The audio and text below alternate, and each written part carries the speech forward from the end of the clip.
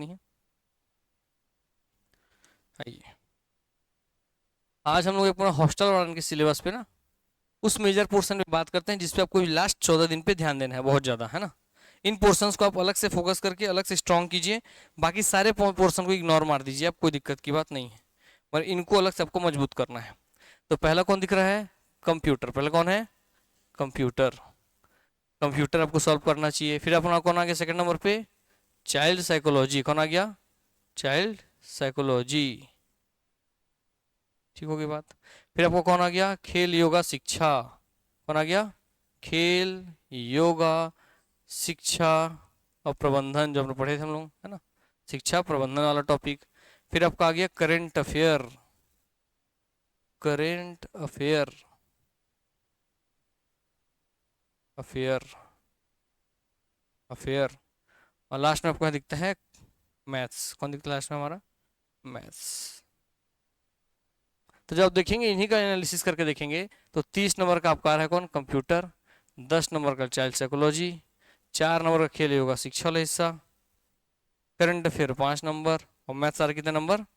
25 number. इसका मतलब भले और कितना भी सब्जेक्ट आपको सिलेबस दिया है, उन सारे सिलेबस को इग्नोर मार के अब आपको जिस पोर्शन में ध्यान देना चाहिए, 30 10 40 4 44 और 44 और आपको बोलिए भैया 30 44 30 कितना हो गया? 74 नंबर। लगभग इसको मानते हैं 75 नंबर। इसका मतलब 75 नंबर की तैयारी आप करेंगे 100 में से। इसका मतलब 3/4 ऑफ एग्जाम का सिलेबस कर लेंगे, मतलब हर 4 में से 3 क्वेश्चन की आपकी तैयारी रहेगी। इसलिए मतलब लास्ट ये जो 14 दिन है, तो इसको कैसे तैयारी करना चाहिए, क्या करना चाहिए, इसको बहुत अच्छे से समझ लीजिए। आपको इस समय लास्ट टाइम पे केवल केवल एमसीक्यू बेस पे सॉल्व करना है। क्या पढ़ना है? एमसीक्यू सॉल्व करना है और प्रीवियस ईयर क्वेश्चन इसका टिक लगा के जाना है, मतलब कुल मिला के ऑब्जेक्टिव क्वेश्चन पढ़ना है। अब इस लास्ट 14 दिन में आप पढ़िए, कंप्यूटर पकड़िए, इन्हीं को आप अपने घंटे में 1 2 3 4 5 इसको 2 घंटा दीजिए तो हो गया 6 घंटा हो गया। ठीक है, 1 घंटा दीजिए कंप्यूटर, 1 घंटा दीजिए चाइल्ड साइकोलॉजी, 1 घंटा दीजिए खेल योगा शिक्षा, 1 घंटा दीजिए करंट अफेयर, इसको दीजिए 2 घंटा। तो एक दिन में कितना घंटा पढ़ना है आपको? 6 आवर। ये फिक्स हो गया। तो 6 आवर इन द सेंस आपको पूरे 6, ये जो 5 सब्जेक्ट दिख रहे हैं इनको आपको 6 घंटे हर दिन पढ़ना है। और भैया मैथ्स रीजनिंग में इसमें सिंपल बता रहे हैं, मैथ्स वाला जो पोर्सन है इस मैथ्स में स्पेशली आपको जिसको पढ़ना है वो है जियोमेट्री। वो कौन है? जियोमेट्री वाला हिस्सा एंड मेंसुरेशन वाला हिस्सा। क्योंकि आपका 4 इकाई है इसमें, उस 4 इकाई में से 2 इकाई केवल वही आएगा, घन घनाभ त्रिभुज वृत्त ये सब आने वाला है।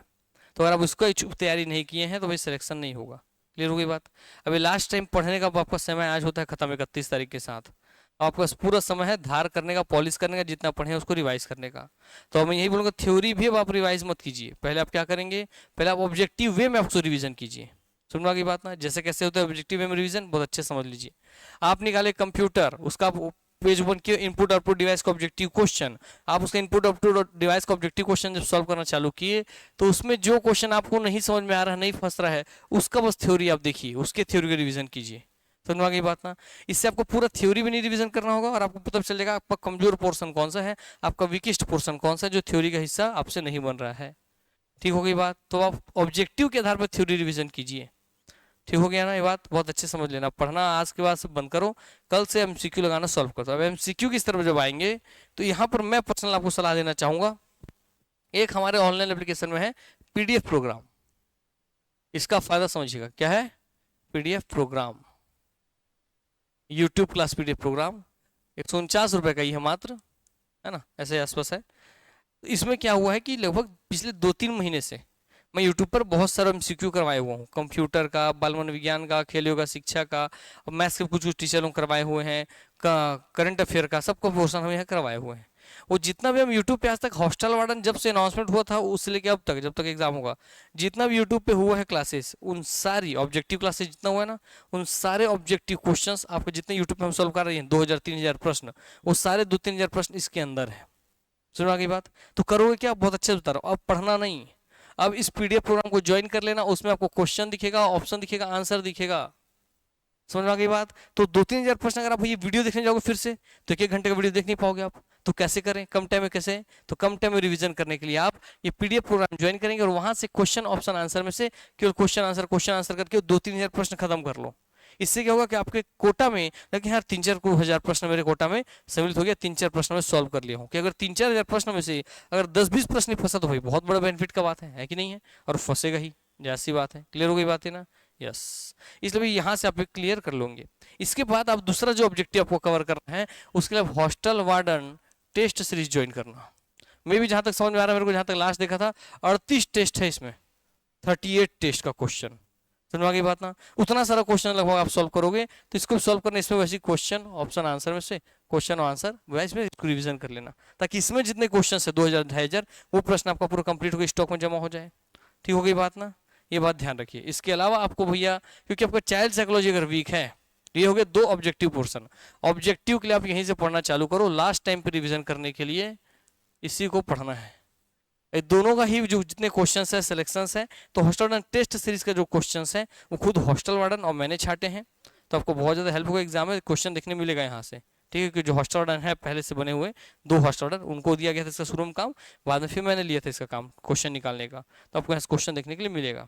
ठीक हो गई बात? तो इसका बेनिफिट मिलेगा। और यूट्यूब पे जितना क्वेश्चंस कराए हैं वो सारा मैं करवाया हूँ, तो सारा मोस्ट इंपोर्टेंट टॉपिक वाइज पूरा क्वेश्चन करवाया गया है उसमें, तो उससे पढ़िए। इसमें इस तरीके से आप दोनों को जब सॉल्व करेंगे तो आपको 4-5 हजार प्रश्न आप सॉल्व कर लिए रहेंगे। समझ के बाद जितने भी ये 300, 400, 500 रुपए में आप जो बुक लेंगे ऑब्जेक्टिव है एक ठो, उसमें इसका पूरा खत्म हो जाएगा एमसीक्यू क्वेश्चन। ठीक हो गया, ये पहला पोर्शन ये आपको करना है। ये क्योंकि मिक्स्ड क्वेश्चंस मिलेंगे इसमें, तो ओवरऑल सब सब्जेक्ट की तैयारी इसमें होगी। इसके अलावा जो उधर पीछे बताया मैं, पीछे ये वाला हिस्सा, पीछे वाला जो हिस्सा मैं आपको बताया हूँ, इसको भी आपको टॉपिक वाइज ही सॉल्व करते चलना है। आपको कंप्यूटर का बुक है, वहाँ से ऑब्जेक्टिव पढ़ना चालू करो, चाइल्ड साइकोलॉजी का है, वहाँ से ऑब्जेक्टिव पढ़ना चालू करो, इसको टॉपिक वाइज पढ़ते चलना है। ठीक हो गई बातें? अब इसमें जिसका वीक हो, तो मेरा कंप्यूटर, मेरी चाइल्ड साइकोलॉजी, ये दोनों पर मैं स्पेशली डिस्काउंट करवा दिया हूँ आप सभी लोगों के, जो लास्ट टाइम बच्चे लोग जिनको रिवीजन करना है, तो इनको पढ़ना होगा, ये 200-300 रुपये में अभी आपको मिल जाएगी क्लासेस। ठीक है, मैं स्पेशली कल बोल दिया, शिवा जो बोले थे उसमें समझे कि पढ़ने जिनको लास्ट टाइम मौके पढ़ना है उनको रिवीजन करने के लिए दे दिया जाता है, तो इसलिए दे दिया है इसको 150, 200, 300 रुपये ऐसे इसका प्राइस हो गया है, तो उसमें आप लोग चालू करो और इसको पढ़कर खत्म कर लो। इसमें पूरी थ्योरी आपको मिलेगी, जितनी चाइल्ड साइकोलॉजी 30-35 क्लास है, आराम से 15 दिन है, हर दिन 2 क्लास देखना, आपकी थ्योरी कंप्लीट हो जाएगी एक तरीके से, पीछे ऑब्जेक्टिव सॉल्व करो, ऑब्जेक्टिव कंप्लीट हो जाएगा। कंप्यूटर जिसका भी है, कंप्यूटर का थ्योरी यहाँ से पढ़ लेना, ऑब्जेक्टिव सॉल्व कर लेना। क्लियर हो गई बातें? कंप्यूटर जब खासकर कोई मेरा पढ़ोगे, तो यहाँ पे कंप्यूटर पढ़ाते समय बहुत सारा होमवर्क दिया हूँ मैं, कि घर से ये चीज़ का लिस्ट बना लेना, इनपुट डिवाइस का लिस्ट बनाना, वायरस का लिस्ट बनाना, वो लिस्ट बनाते चलना, उसी से क्वेश्चन आएगा।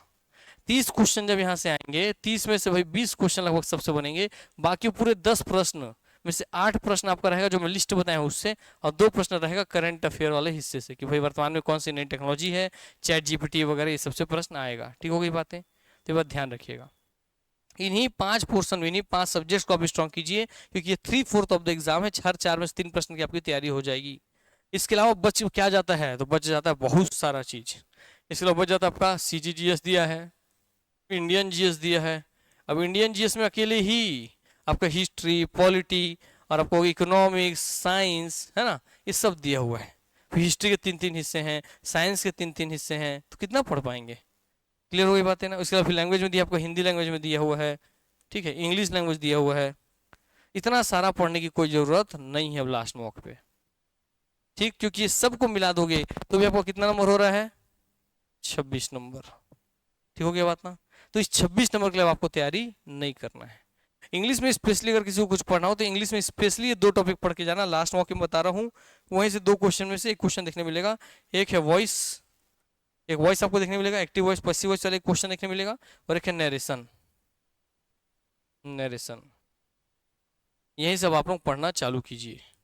इससे पहले आप लोग इधर क्या रिवीजन किए हैं, नहीं किए हैं, क्या पढ़े नहीं पढ़े हैं, वो सब पीछे पीछे छोड़ दीजिए। अब इन पे ध्यान नहीं देना है इस 26 नंबर, क्योंकि आप अभी तक सबसे ज़्यादा ये हिस्ट्री ज्योग्राफी वगैरह पढ़ते हैं, CGGS पढ़ते हैं, तो आपको उसमें मजा आता है पढ़ने में, तो मजे के लिए नहीं पढ़ना, क्योंकि नंबर ही नहीं उसका, उसका 5 नंबर से आपका भविष्य नहीं बनने वाला। क्लियर हो गई बात ना? तो उस वाली जितने पोर्सन है इंडियन जीएस के, CGGS के, आपको अभी तक जितना ज्ञान होगा उसमें से आपको क्वेश्चन जितना बनना होगा बन जाएगा। ठीक हो गई बात ना? पढ़ के एक्स्ट्रा कुछ नया नहीं बना पाएंगे आप। तो अगर इसको बहुत ज़्यादा आपको पढ़ने का हैबिट है, एक दिन में 7-8 घंटा पढ़ते हैं, तब इसका भी केवल ऑब्जेक्टिव पढ़ लेना, प्रीवियस ईयर आया हुआ। यहाँ लिख के देता हूँ, इनके सारे पोर्शन से प्रीवियस ईयर क्वेश्चन जो पढ़ेगा ऑटोमेटिक वो पेपर सॉल्व कर लेगा यहाँ पर। इससे पहले हमने नया MCQ पढ़ो, प्रीवियस ईयर क्वेश्चन पढ़ो, मैंने बोला था, यहाँ केवल प्रीवियस ईयर क्वेश्चन से आपका काम बन जाएगा। ठीक हो गई बात। सीजी में अगर कुछ पढ़ना ही है आपको, सीजी में स्पेशली आप केवल छत्तीसगढ़ का हिस्ट्री पढ़ लेना, हिस्ट्री वहां से आपको प्रश्न देखने के लिए मिलेगा। और हिस्ट्री में क्या पढ़ना, हिस्ट्री में जितने प्रीवियस ईयर क्वेश्चन आए हैं उतना ही पढ़ लेना, वहीं से आपका काम बन जाएगा। और एक और हिस्ट्री है छत्तीसगढ़ में क्या पढ़ना है, तो पर्सनालिटी है, पर्सनालिटी, व्यक्तित्व, व्यक्तित्व, व्यक्तित्व। सीजीजीएस में केवल ये दो पोर्शन पढ़ना आप, एक तो छत्तीसगढ़ का इतिहास, एक छत्तीसगढ़ की व्यक्तित्व या पर्सनालिटी। इन्हीं दो पोर्शन से आपके एग्जाम में क्वेश्चंस आएंगे। ठीक हो गई बात। अब एक समझिएगा साइकोलॉजी कैसे काम करता है पढ़ते समय। ठीक है, साइकोलॉजी बहुत अच्छे से समझ लीजिए, आप पढ़ने का साइकोलॉजी कैसे काम करता है तो बहुत ध्यान से याद रखना। जब आप लास्ट मौके में कभी भी एमसीक्यू पढ़ रहे होते, क्वेश्चन होता है, 4 ऑप्शन होता है और एक आंसर होता है जो आपको चूज करना रहता है एग्जाम में। ठीक हो गई बात ना, ऐसे ही रहता है ना, बताइए। यस, तो अब याद रखना जब आप पढ़ोगे इस लास्ट मौके में क्वेश्चन, तो जब भी एमसीक्यू पढ़ो तो आप क्वेश्चन पढ़ने का तरीका बता रहा हूँ, एमसीक्यू कैसे पढ़ना है, पहले क्वेश्चन पढ़ना पढ़ते समय और सीधा उसका आंसर पढ़ना, बीच का ऑप्शन मत देखना। ठीक हो गई बात ना, ठीक है, इस बीच का ऑप्शन देखना ही मत कि ये क्वेश्चन है, ये 4 ऑप्शन था, अच्छे में सी वाला ऑप्शन को आंसर लिया है, ऐसा मत करना। सीधा क्वेश्चन पढ़ना और उसका सीधा आंसर देखना कि इस क्वेश्चन का आंसर ये है, ऑप्शन दिखना ही नहीं चाहिए आपके आंख में। समझ में आ रही बात ना, जो बताओ उसका वही अंतर बताऊंगा। इसका जब आप ऐसे पूरा एमसीक्यू सॉल्व करोगे तो आते हैं एग्जाम के दिन। एग्जाम के दिन ऐसे ही क्वेश्चन आपके सामने रहेगा, ऐसे ही आपके सामने 4 ऑप्शन रहेगा, ये होगी रीडिंग दिन जब आपको रीड कर रहे हैं, भाई एग्जाम डेट जब एग्जाम बैठे। अब अंतर देखिएगा 2 बच्चों में, ये हो गया आंसर है, आपको लगाना है।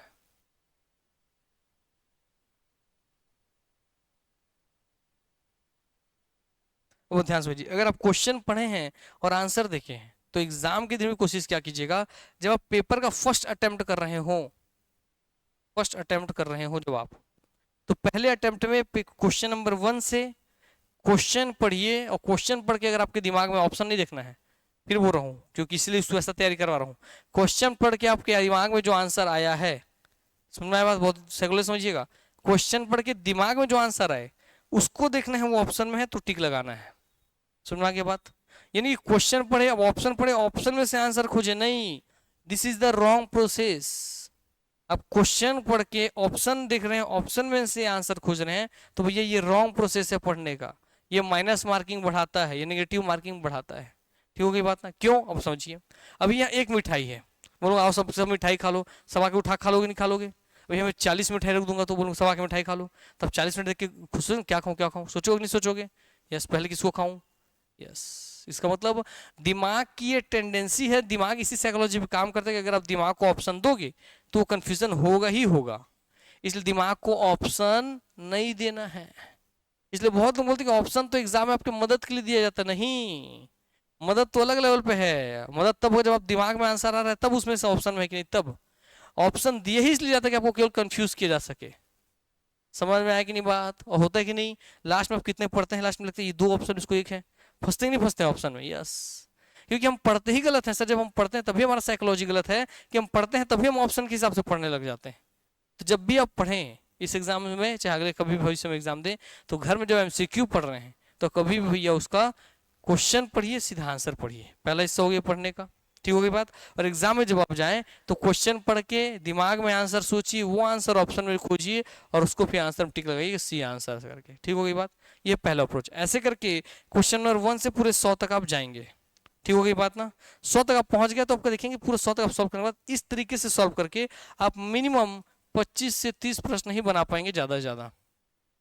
अगर आपकी तैयारी अच्छी है तो 25-30 प्रश्न, लगभग बहुत अच्छा पढ़ रहे हैं तो 40 प्रश्न आप बना पाएंगे, उससे ज्यादा प्रश्न नहीं बनेगा। मगर अब आपको कॉन्फिडेंस का कि यार इसका 1/4 100 क्वेश्चन में से लगभग 1/4 प्रश्न मेरा सटीक एकदम सही बना दिया हूं।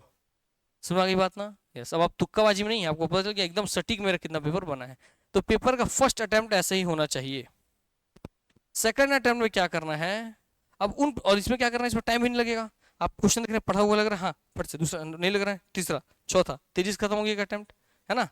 तो जैसे आपको भाई 2 घंटे में फटफट 20-20 मिनट के अंदर आप इसको एक अटेम्प्ट खत्म कर लिए देख देख करके।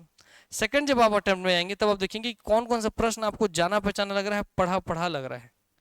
ध्यान दीजिएगा, सब प्रश्न पढ़ना भी नहीं है, प्रश्न लिखते समझ आता है कि हाँ ये पढ़ा हुआ में से है, ये इस टाइप का प्रश्न देखा ही नहीं हूँ, इस टाइप का प्रश्न पढ़ा हुआ हूँ। तो जब आपको प्रश्न जाना पहचाना पढ़ा हुआ लग रहा होगा, उसको आप पढ़िएगा और उसके पढ़ के उसके फिर ऑप्शन, उसका नाम सोचिएगा, दिमाग में आंसर आ रहा है तो ठीक है, नहीं तब उसके ऑप्शन में से आंसर निकालेगा। ऐसा क्वेश्चन जिसके ऑप्शन में से आप आंसर निकाल सके उसको सेकंड अटेम्प्ट में सॉल्व करना है। समझ में आ गई बात ना? यस। ऐसे करके फिर आप एक नंबर क्वेश्चन से लेकर के लास्ट तक फिर एक अटेम्प्ट मार देंगे, तो इसमें आप देखेंगे इसमें आप लगभग 15 क्वेश्चन के आसपास बना पाएंगे ज्यादा से ज्यादा। ये हो गई बात, जिससे कोई लगभग 30 और 15 45 से 50 प्रश्न आपका यहाँ पे सॉल्व होकर के खड़ा हो गया रहेगा। अब आपका पेपर का 50% हिस्सा सॉल्व, अगर 50% पोर्शन आपका सॉल्व हो चुका है तो अब आप भैया बहुत अच्छी स्थिति में आ चुके हैं, क्योंकि बाकी बचे 50 में से आपको केवल आधा ही बनाना है। समझ में आ गई बात ना? अगर आप 50 क्वेश्चन ऐसे अच्छे से बना दिए तो बाकी जो 50 क्वेश्चन है उसमें से केवल आधा, हमारे 25 क्वेश्चन भैया आपको पूरा काट पीट के छोड़ने वोड़ने का सबका परमिशन है। आपको काट पीट के बाकी 50 में से केवल 25 क्वेश्चन सही करना है। मतलब बस भरपूर छूट है कि आप 25 क्वेश्चन छोड़िए, गलत कीजिए, कोई दिक्कत नहीं है। काट पीट के केवल 25 क्वेश्चन छाटिए, ताकि आप 50 + 25 75 जोड़ लेंगे अगर, तो भाई आपका पेपर हो जाएगा आसान। आप 60 पार कर लेंगे, 65 भी पार कर लेंगे, तब भी आप कंपटीशन की दुनिया में पहुंच चुके रहेंगे। इसलिए तीसरे टर्म में जब आप जाएंगे, पेपर यही 3 अटेम्प्ट में सॉल्व करना है, याद रखना। तीसरे अटेम्प्ट में आप कभी कोशिश कीजिएगा अब किसको सॉल्व करना है, तो फिर आपका जीके जीएस जो थ्योरी वाला प्रश्न था वो इसमें खत्म हो गया, फर्स्ट अटेम्प्ट में जितना था बना दिए, सेकंड में खत्म हो गया। अब तीसरे पोर्शन में जाइएगा आपके मैथ्स वाले क्वेश्चंस पर। समझ में आ गई बात ना? यस। जो समय तो लेगा मगर आंसर सर सटीक देगा और सटीक टिक करूंगा, तब आप तीसरे अटेम्प्ट में जाकर के मैथ्स वाले पोर्शन पर या जो भी टेक्निकल सब्जेक्ट्स हैं उनके पोर्शन पे आप काम करेंगे। टेक्निकल मतलब ग्रामेटिकल क्वेश्चन है जिसमें दिमाग लगाना पड़ता है कि ग्रामर के हिसाब से सही है कि नहीं, इंग्लिश ग्रामर, हिंदी ग्रामर। समझ में आ गई बात ना? मैथ्स, इस टाइप की जो टेक्निकल चीजें हैं इन पर आप ध्यान देंगे। और ऐसा करते हुए आपको कोशिश करना है कि इसमें आप लोग 15 क्वेश्चन या 20 क्वेश्चन अगर आप बना ले रहे हैं तो रिस्क नहीं लेना है, क्योंकि 50 और 20 आपको लगभग 70 हो जाएगा, या 50 15 65 हो जाएगा। तो अगर आप 60 65 क्वेश्चन भी बना ले रहे हैं 100 में से, तो आपको रिस्क नहीं लेना है।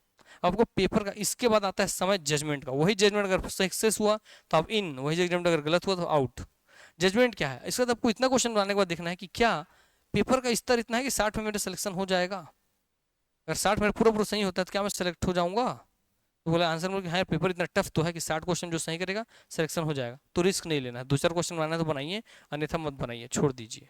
अगर नहीं यार पेपर बहुत ईजी आया है तब भी मेरे से नहीं बन रहा है, तब आप रिस्क लीजिए, तब आप तीसरे हिस्से पे जाइए और तब आप चौथे अटेम्प्ट की ओर जाएंगे। और चौथे अटेम्प्ट में जाकर के तब आप भैया गिने चुने प्रश्न में से जिसमें आपको लगता है कि हाँ ये मेरा थोड़ा बहुत जाना पहचाना है, कभी तो सुना होगा, कभी देखा होगा, तब आप जो शब्द आता है तुक्का, जो लगाने सब मना करते हैं, तब आप लगाइएगा। जब आपको ये तुक्का तुक्का कब लगाना है? जब आपको लग गया कि मेरा सिलेक्शन नहीं होगा, मैं केवल 30-35 प्रश्न बनाया हूँ 100 में से, 40-45 प्रश्न बनाया हूँ 100 में से, मेरा सिलेक्शन नहीं हो सकता। मेरे कैटेगरी के हिसाब से अपना सब चीज कैलकुलेट कर लेना, मेरे कैटेगरी के हिसाब से नहीं हो सकता, मेरे पढ़ाई के हिसाब से नहीं हो सकता, मेरे ये लेवल के हिसाब से नहीं हो सकता, तब आपको रिस्क लेना है, चौथे लेवल पे तुक्के वाले लेवल पे जाना है और उसमें 2-4 प्रश्न का तुक्का लगाना है, 4-5 प्रश्न का तुक्का लगाना है। क्लियर हो गई बात ना? यस। इस तरीके से इन 4 स्टेजेस आपको पेपर के दिन पेपर सॉल्व करना है। हो गया क्लियर बात? अब क्या होगा? अब पेपर के दिन आपको सबसे बड़ा जो गड़बड़ी करेगा वो है टाइम मैनेजमेंट। आप ये सब चीज करते तो रहेंगे और समय आपको फटाफट बीतते जाएगा, और इसमें होगा क्या, लास्ट में आप पेपर सॉल्व करके ओएमआर भरेंगे, समय कम हो जाएगा, हड़बड़ी में एक जगह बी भरा जाएगा और जो सही क्वेश्चन तो भी खत्म। समझ रहे बात? तो उसके लिए क्या करेंगे, उसी के लिए आपको करना है ये वाला हिस्सा। आ गया भैया? हाँ हाँ हाँ हाँ, ये वाला हिस्सा आपको करना है। जब आप घर में पीडीएफ के एमसीक्यू पढ़ रहे होंगे, हॉस्टल के एमसीक्यू पढ़ रहे होंगे, क्लियर हो गई बात ना, तो आप question answer question answer question answer question answer जब आप पढ़ लेंगे रहेंगे, क्लियर हो गई बात ना, तब आपको क्वेश्चन आंसर क्वेश्चन पढ़ने के बाद 2000-3000 प्रश्न पढ़ने के बाद 5000 पढ़ने के बाद ये तो तुरंत खत्म हो जाएगा। 3-4 दिन में आप निपटा दोगे इतने प्रश्न, है ना? एक दिन में आप 200-300 प्रश्न पढ़ रहे हो तो 10 दिन में खत्म हो जाएगा। तो उसका जो लास्ट डे बचेगा उसको कोशिश करना है, जब क्वेश्चन पढ़ रहे हो ऑप्शन देख रहे हो कितने दिन में टिक लगा पा रहे हैं, ठीक है? ये खाली ओएमआर शीट लिखिए, फिल करने की कोशिश कीजिए, ओएमआर फिल करके देखिए, क्लियर हो गया? इससे आपको ओएमआर फिल करने का स्पीड बढ़ जाएगा। और अब इसका दूसरा हिस्सा, एक तो ओएमआर फिल करने का स्पीड बढ़ जाएगा, हैबिट हाथ का। दूसरा हिस्सा जो इसका सबसे मेन है कि जब आप एग्जाम में यहाँ बैठेंगे, कहाँ गया हमारा एग्जाम वाला पोर्सन, ये वाला, तब एग्जाम में क्या करना, जैसे आप पहला अटेम्प्ट यहाँ सॉल्व करते हैं, ये वाला फर्स्ट अटेम्प्ट है ना, 30 क्वेश्चन, जैसे 30 क्वेश्चन श्योर शॉर्ट बना, ओएमआर एक बार भर लीजिए। जैसे दूसरा अटेम्प्ट किए फिर एक बार ओएमआर भर लीजिए। जैसे आप तीसरा अटेम्प्ट किए फिर एक बार ओएमआर भर लीजिए। जैसे चौथा अटेम्प्ट तब ओएमआर भर लीजिए। ये बहुत गलत रणनीति है कि पूरा क्वेश्चन एक साथ बनाऊंगा लास्ट में ओएमआर भरूंगा, ये सबसे रॉन्ग रणनीति है। इस चक्कर में आपका जो सही प्रश्न है लास्ट में समय कम रहता है, तो कितने लोगों को ऑप्शन भरना छूट जाता है, या कितने लोगों को समय से पहले एक की जगह बी भरा जाता है और काम गड़बड़ा जाता है। तो OMR आपका अंतिम है, समझिएगा आप, क्योंकि एग्जामिनर के पास चेक होने आपको OMR जाएगा, आपको क्वेश्चन बुकलेट नहीं। इसलिए उसमें गड़बड़ी नहीं होना चाहिए, उसमें गड़बड़ी होता है कि हड़बड़ी में गड़बड़ी होता है, इसलिए OMR भरते समय हड़बड़ी नहीं करना है। और इसलिए OMR में हड़बड़ी कब नहीं होगा, जब भी आपको पता है कि मैं जितना अटेम्प्ट किया फर्स्ट में फिल कर दिया हूँ, फिल कर दिया, फिल कर दिया, OMR मेरा खाली नहीं है, जब ये पता है आपको तब आप हड़बड़ाएंगे नहीं। लास्ट में भैया 4-5 प्रश्न बना रहे हैं, समय 1 मिनट भी है, तो भी आप 4 ठोकला भर सकते हो ना 1 मिनट में, तो आपको हड़बड़ी नहीं रहेगा। ठीक हो गई बात ना। इसलिए जो साइकोलॉजी पूरा समझिएगा बात को, इसको अपना रेडी करते रहिएगा। अब तीसरे हिस्से पे आते हैं, आपके बॉडी की साइकोलॉजी। जो आपको बॉडी आपको फिर रोकता है या बैठाता है, वो तो इतने दिन में डेवलप हो गई होगी। आप हर दिन 2-2 3-3 घंटे बैठकर जब ऑब्जेक्टिव पढ़ेंगे ना, तो कोशिश कीजिएगा बेड पे चाहे चेयर जो भी आपके पास अवेलेबल हो, उस पर बैठ करके आप MCQ पढ़िएगा, ताकि आपको उतनी देर बैठने का हैबिट डेवलप हो सके। और उस बीच में भैया आप कोशिश कीजिएगा पानी पीजिएगा शुरू में थोड़ा सा, और बिना पानी पिए लगभग 1000 क्वेश्चन, 200 क्वेश्चन, 500 क्वेश्चन आप आराम से पढ़ सके, सॉल्व कर सके, ताकि आपके बॉडी साइकोलॉजी को उस समय भी, अगर भैया आपको बाथरूम जाना पड़ रहा है, ये लग रहा है, तो पता चले कितने दिन में बाथरूम लगता है कि नहीं लगता है। पानी पीने से लगता है तो पानी मत पीजिएगा एग्जाम के दिन, क्योंकि अगर आपको बाथरूम आ रही है, साइकोलॉजी समझिएगा, और आप पेपर बना रहे हो, तब कभी इस पेपर में ध्यान लग ही नहीं सकता, क्योंकि आपका शरीर आपको परेशान करेगा। ये हो गया बाथरूम वाला केस। आप किसी को बैठने का हैबिट नहीं है लगातार 2 घंटे, तो आपको शरीर आपको परेशान करेगा, दर्द दे रहा है इधर उधर, तो आपको दिमाग को सिग्नल जाएगा वो चीज़, तो उस दिमाग को डिस्टर्ब करेगा। समझ में आ रहा है बात ना। इसलिए घर में बैठने का हैबिट डेवलप करना, लेट के पढ़ना नहीं है। ये भी पूरा आपको बैठने का 10-15 दिन में हैबिट बना लीजिए, बैठ के मैं इतना देर MCQ सॉल्व कर सकता हूँ, बैठ के मैं इतना देर पढ़ सकता हूँ, बैठने का हैबिट बना लीजिए। ठीक हो गई बातें, ये चीज़ को बहुत ध्यान रखिएगा। तीसरा, आप नॉर्मल से थोड़ा सा, कभी एक्सेप्शनल केस ऐसा होता है, मगर आपको पहले ही बोले योद्धा मोड पे आपको तैयार कर रहे हैं। जब भी आप घर में पढ़ रहे हैं, तो कोशिश कीजिएगा, जैसे आप पंखा 5 स्पीड रखते हैं, तो एक दिन 4 पे स्पीड रख के बैठ के देखिए, एक दिन 3 पे, एक दिन 2 पे, एक दिन पे, एक दिन बिना पंखे के 2 घंटा बैठ के देखिए, ताकि आपका शरीर जब गर्मी में आदत हो जाएगा उसको पढ़ने का ना, तो आपको एग्जाम देते समय कई बार लाइट गोल हो जाता है, कुछ ऐसा इमरजेंसी केस आ गया, तो शरीर का कंफर्ट जोन बिगड़ जाता है, और नहीं चाहते हो दिमाग उधर लग जाता है, अरे यार गर्मी लग रहा है, इरिटेशन लग रहा है, पसीना निकल रहा है। तो ये जो चीज़ें हैं ना, इसलिए शरीर को पहले से प्रिपेयर कर लीजिए, ताकि एग्जाम के दिन आप इन चीज़ों, फिजिकल चीज़ों को से आप डिस्टर्ब ना हो। दिमाग में उसमें और कोई सिग्नल नहीं जाना चाहिए कि दर्द है, प्यास है, भूख है, बाथरूम है, ये सिग्नल नहीं जाना चाहिए। कैसे होगा, जब आप पहले से इसको प्रैक्टिस करेंगे। बोले ना कि अंतिम दिन भैया आपका फाइनल दिन, एग्जाम दिन सब डिसाइड करेगा कि आप पढ़े हो नहीं पढ़े हो, कितना अच्छे से अच्छे पढ़े लोग जाकर उस दिन सब खराब कर देते हैं। क्यों? क्योंकि इसकी तैयारी कोई नहीं करता, और ये बहुत बड़ा पोर्सन है। अगर आपको भैया बैठ के टेस्ट देने का हैबिट नहीं है, आपको बैठने का हैबिट नहीं है, आपको भैया बाथरूम कंपनी के लंबे समय तक बैठने का हैबिट नहीं है, बाथरूम नहीं जा रहे 2-3 घंटे तो भी हैबिट नहीं है, तो आपको पूरा चीज़ गड़बड़ कर देगा। आपको गर्मी में बैठने का हैबिट नहीं है, तो आपको सब चीज़ डिस्टर्ब हो जाएगा। समझ में आ गई बात ना। इसलिए अपने बॉडी को उसका हैबिट डेवलप कीजिए अपने शरीर के अंदर, ताकि आपको उस दिन आपका शरीर आपको परेशान न करे। ठीक हो गई बातें। चलिए, इस बात का ध्यान रखिएगा, इस तरह से पढ़िएगा। और मेरा पर्सनल सलाह है, इससे आप MCQ सॉल्व कीजिए, आपका लगभग 4-5 हज़ार प्रश्न सॉल्व हो जाएगा, तो आपकी एक अच्छी स्थिति पे आप आगे रहेंगे। इससे आप ऑनलाइन लेकर के सॉल्व कीजिएगा, बाकी आप अपने पास इस वाले पोर्सन को अच्छे से तैयार कर लीजिएगा। ठीक है बात। फोटो खींचना तो खींच लिए रहो इसका, ताकि आपको पता रहे कि हर दिन याद रहे कि इसको मुझे 1-1 घंटा 2-2 घंटा MCQ सॉल्व करना है। खींचना तो खींच लीजिए, लिखना तो लिख लीजिए, जो भी करना है कर लीजिए, ताकि याद रखें आप कि भाई इनका ऑब्जेक्टिव हर दिन मुझे सॉल्व करना है, हर दिन मुझे इसका ऑब्जेक्टिव सॉल्व करना है। इसको हर दिन लेके चलिए, क्योंकि आपको 75 नंबर का तैयारी होगा यहीं से। ठीक।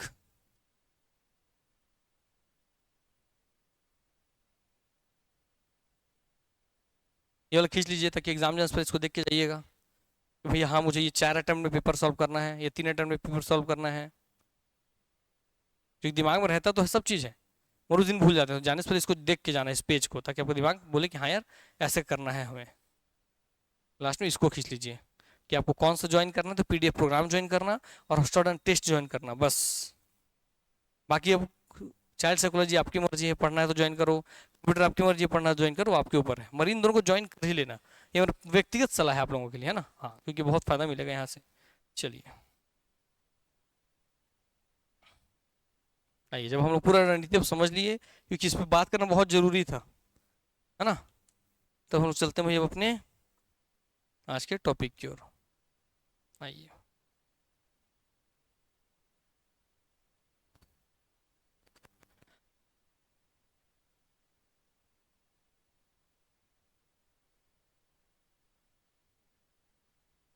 इससे पहले सब PPT तो मिल गया आप लोगों को, मिल गया है ना। योगा वाला सब मिल गया ना व्हाट्सएप में, योगा वाला, छात्रावास प्रबंधन वाला। ठीक। हम्म।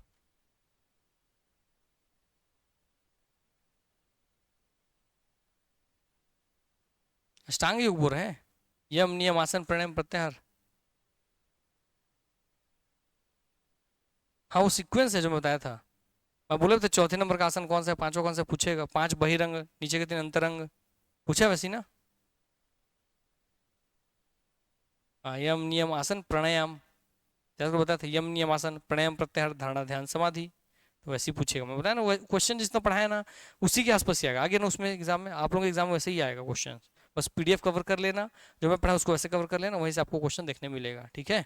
हम्म, चलिए वेरी गुड, अच्छा कि बता दिए क्या है, तो उस तरीके से वही एग्जाम है।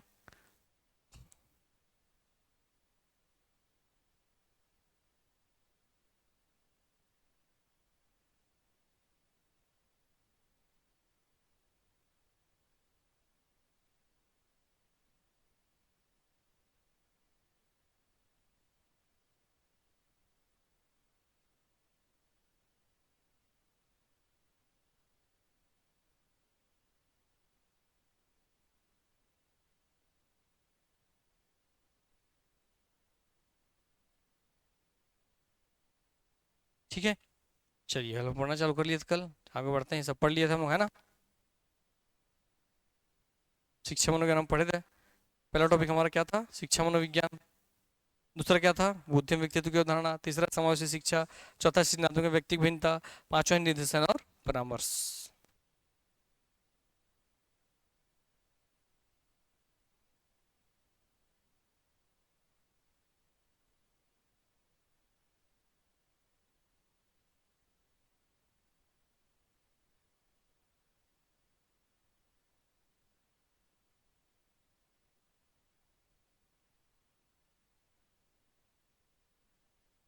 ये सब अलग अलग व्यक्ति के अनुसार है। अब शिक्षा वाला जी से छोड़ते हैं।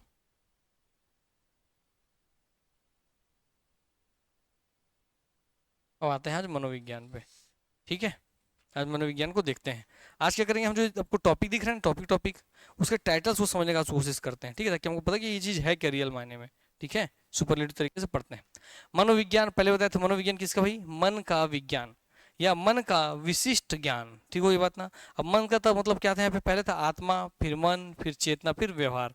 तो इसका मतलब वर्तमान में क्या है, व्यवहार का विशेष ज्ञान ही क्या है, मनोविज्ञान है। अर्थात मनोविज्ञान में किसका अध्ययन करते हैं, तो व्यक्ति के व्यवहार का अध्ययन करते हैं। अब उसका अगर बाल लग जाएगा तो बालक के व्यवहार का अध्ययन करेंगे। क्लियर हो गई बात ना। हाँ, शिक्षा मनोविज्ञान तो शिक्षा से जुड़े हुए व्यवहारों का हम अध्ययन करेंगे। तो अपने प्रारंभिक काल में दर्शन शास्त्र की एक शाखा के रूप में मनोविज्ञान का अध्ययन किया जाता था। पहले बताए थे दर्शन शास्त्र का एक अंग मानते थे हम इसको। मानसिक दर्शन शास्त्र मेंटल फिलोसफी के रूप में इसको पढ़ा जाता था। मनोविज्ञान अपने प्रारंभिक दौर में आत्मा मन मस्तिष्क की बात तो करता था, परंतु आधुनिक काल में चेतना के मार्ग से होते हुए वर्तमान में यह व्यवहार के विज्ञान के रूप में दर्शन शास्त्र से अलग होकर एक स्वतंत्र विषय के रूप में आपके सामने आ गया है। तो किससे अलग होकर के सामने आया है, दर्शन शास्त्र से। यस, आगे बढ़ते हैं, चलिए।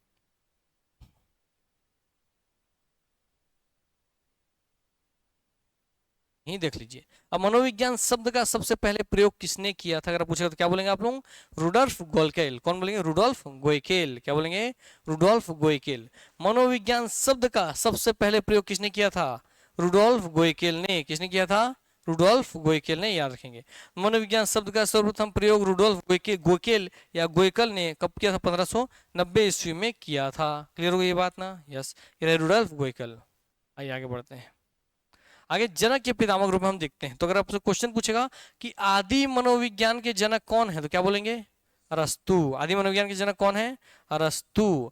आधुनिक मनोविज्ञान के जनक कौन है, तो क्या बोलेंगे, विल्हेम वुंड। याद कीजिए, जर्मनी के लिप्जिग शहर में प्रयोगशाला बनाया था, सब चीज पढ़े थे इनके बारे में कल। यस, व्यवहारवाद के संरचनावाद के जनक। यस, तो कहाँ के थे, जर्मनी के। इसी को पूछेगा आधुनिक मनोविज्ञान के जनक, तो विल्हेम वुंड और विलियम जेम्स। दिख रहा है, एरो दो निकला है। विलियम वुंट रहे तो ये लेना है, नहीं रहे तो विलियम जेम्स लेना है। तो विलियम विलियम वाले को ही लेना है आधुनिक मनोविज्ञान के जनक के रूप में। अब इनसे एक और क्वेश्चन जुड़ा है, इन्हें विलियम वुंट से। प्रयोगात्मक मनोविज्ञान के जनक किनको बोलते हैं, फादर ऑफ एक्सपेरिमेंट साइकोलॉजी के जनक किनको बोलते हैं, विलियम वुंट को। क्योंकि भैया लैब बनाए थे, लैब में क्या करते हैं, प्रयोग करते हैं, एक्सपेरिमेंट करते हैं, इसलिए इनको प्रयोगात्मक मनोविज्ञान का जनक कहा जाता है। इनके प्रयोगात्मक मनोविज्ञान के जनक के क्यों कहा जाता है, तो आंसर है कि 1879 ईस्वी में, कब, 1879 ईस्वी में जर्मनी के लिप्जिग शहर में मनोविज्ञान की प्रथम प्रयोगशाला स्थापित की गई थी। किनके द्वारा? तो विल्हेम वुंड के द्वारा। कहाँ? तो जर्मनी के लिप्जिग शहर में। तो अगर दूसरा क्वेश्चन, तीसरा क्वेश्चन बनेगा, मनोविज्ञान की प्रथम प्रयोगशाला किसने स्थापित की? विल्हेम वुंट ने। फिर बोले ये कहाँ के थे? जर्मनी के। अरस्तु कहाँ के थे? ग्रीस के।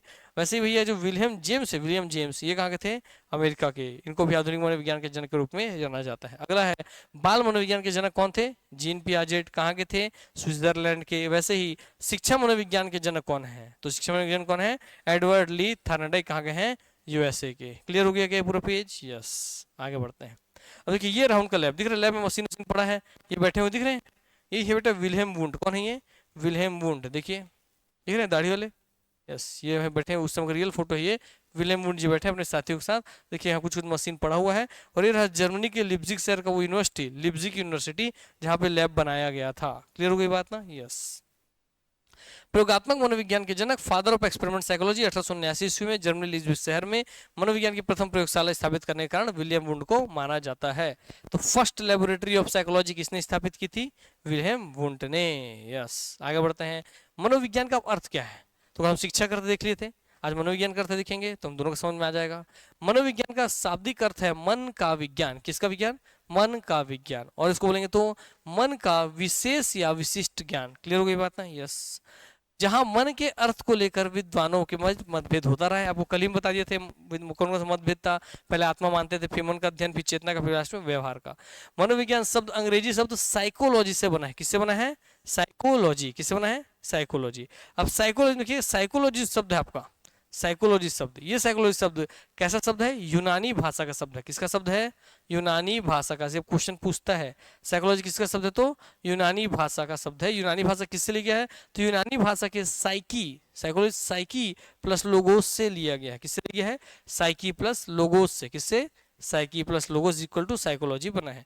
अब साइकी का अर्थ क्या है? साइकी का अर्थ होता है आत्मा। साइकी का अर्थ क्या होता है? आत्मा। और यहाँ पे लोगोस का अर्थ क्या होता है? अध्ययन करना। अर्थात मनोविज्ञान साइकोलॉजी का अर्थ क्या हो जाएगा? आत्मा का अध्ययन करना। आत्मा का अध्ययन करना हो जाएगा इसका अर्थ। मनोविज्ञान का शाब्दिक अर्थ हो जाएगा। ठीक, इसलिए प्राचीन इसको हम क्या मानते थे कि मनोविज्ञान किसका अध्ययन करता है? आत्मा का अध्ययन करता है। आइए, ये हो गया साइकोलॉजी का। साइकोलॉजी को हिंदी में हम क्या बोलते हैं?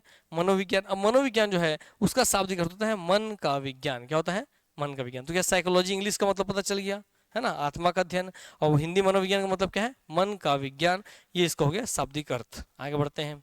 मनोविज्ञान का विकास कैसे क्या हुआ? तो पूछे आपसे प्रथम अवस्था, द्वितीय अवस्था, तृतीय अवस्था, चतुर्थ अवस्था। तो पहले इसको किसका अध्ययन मानते थे? आत्मा का। फिर किसका? मन का। फिर किसका? चेतना का। फिर किसका? व्यवहार का। तो भैया चतुर्थ अवस्था जो है ये स्वतंत्र विषय के रूप में अध्ययन करने योग्य बन गया। जब व्यवहार का अध्ययन करने लगे तभी जाकर के क्या बना? स्वतंत्र विषय के रूप में अध्ययन के योग्य बनाइए। क्लियर हो गई बात ना? यस। प्राचीन जब प्रथम अवस्था में थी तब ये दर्शन शास्त्र की शाखा के रूप में अध्ययन किया जाता था। ठीक हो गई बातें? वही वाला बात सब आ रहा है आपके सामने। व्यवहार का अध्ययन वर्तमान या आधुनिक स्वरूप में मनोविज्ञान किसका अध्ययन है? व्यवहार का अध्ययन है। और पुरातन या प्रारंभिक स्वरूप में मनोविज्ञान किसका अध्ययन करता था? आत्मा का अध्ययन करता था। क्या पूरे ब्लॉक डायग्राम समझ में आ गया? बोला था ना बहुत अलग तरीके से बनवाया गया है मटेरियल जो है। आइए आगे बढ़ते हैं। मनोविज्ञान का विकास एक दृष्टि में हम लोग देखते हैं तो वही बोल रहे हैं 16वीं शताब्दी, 17वीं 18वीं शताब्दी, 19वीं शताब्दी और 20वीं शताब्दी। 16वीं शताब्दी प्राचीन, मध्य आधुनिक और समकालीन। प्राचीन में कौन कौन से दार्शनिक थे? प्लेटो, अरस्तु, डेकार्टे। मध्य में पाम्पोनोजी। आधुनिक में William Wundt, Titchener, William James, वाइब्स, जेम्स सुली। बोले थे ना आधुनिक समय के लोग हैं, नाम आया था ना विलियम वुंट का और विलियम जेम्स का, आधुनिक मनोविज्ञान के जनक। यस। वैसे समकालीन में कौन है? वर्तमान जेबी वॉटसन, स्किनर, पावलो और वुडवर्थ हैं। हो गई बातें। अब देखिए इस समय प्राचीन समय उसको किसका अध्ययन बोलते थे? आत्मा का। आत्मा मतलब सोल बोला है। फिर वही है सेकंड बार मन का, फिर चेतना का, फिर व्यवहार का। यह मन का मतलब किससे लिया गया है? मस्तिष्क से, माइंड से। तो soul, mind, consciousness and behaviour, ये बात ध्यान रखिएगा। कौन कौन 16वीं शताब्दी में मतलब 16वीं शताब्दी में मनोविज्ञान को किसका अध्ययन माना जाता था?